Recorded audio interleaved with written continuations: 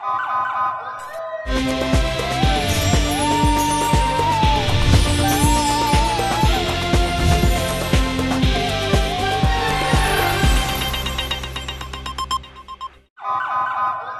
पहले नजर डालते हैं अब तक की बुलेटिन।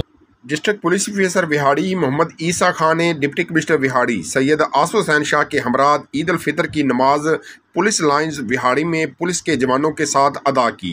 नमाज की अदायगी के बाद डीपीओ विहाड़ी मोहम्मद ईसा ने तमाम अफसरान व जवानों को बगलगीर होकर ईद की मुबारकबाद देते रहे, जबकि वो सिक्योरिटी ड्यूटी पर मामूर पुलिस जवानों के पास खुद गए उनसे गले लगकर ईद मुबारकबाद दी। पुलिस लाइन विहाड़ी में पुलिस मुलाजमान के लिए बड़ा खाने का एहतमाम भी किया गया, जहाँ पर डीपीओ विहाड़ी ने पुलिस के जवानों के हमरा खाना खाया। इस मौके पर डीपीओ मोहम्मद ईसा का कहना था कि पुलिस ईद समेत हर त्यौहार पर अपनी खुशियां कुर्बान करके आवाम की हिफाजत के लिए चौकसे रहती है। इन पुलिस जवानों को भी ईद की खुशियों में शामिल करना हमारा फ़र्ज़ है। ईद उल फितर पर मसाली अमन व अमान के क़याम पर विहाड़ी पुलिस के तमाम जवानों को खराज तहसीन पेश करता हूँ।